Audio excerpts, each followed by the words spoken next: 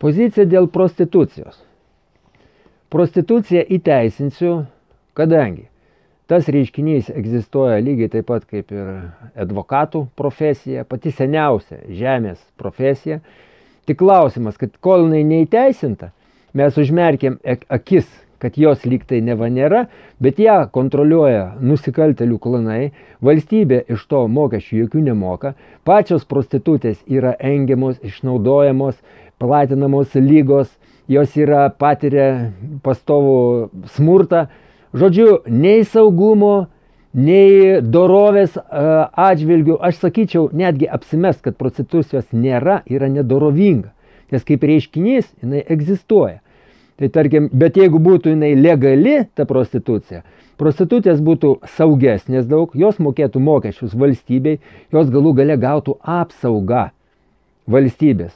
Ir su dorove neigti, kad jos nėra, sakyčiau, netgi atvirkščiai yra nedorovinga.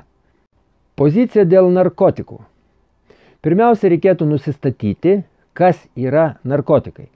Nes klausimą dėl narkotikų iš esmės kontroliuoja alkoholio ir farmacijos pramonės. Alkoholio pramonė nenori, kad būtų įteisinta lengvieji narkotikai, kurie narkotikais pavadinti gali būti labai sąlyginai, kaip tarkim kanapės, labai senas, natūralus, vaistinis augalas, lietuviškas. Tai alkoholio pramonė ir farmacininkai nenori, kad jinai būtų legalizuojama. Štai, o farmacininkai vėlgi suinteresuoti tik kitų narkotikų prastuminėjimų, tai yra įvairių medikamentų pavidalu. Kadangi dauguma vaistų, kurie depresiniai, antidepresiniai, benziatų visokių, jie yra, visur jų aprašymuose yra priklausomybė.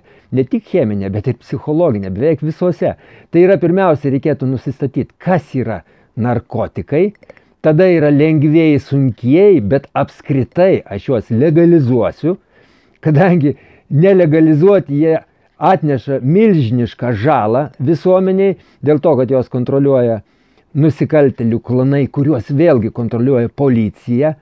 Ir tas dalykas absoliučiai kontroliuojamas ir absoliučiai korumpuotas.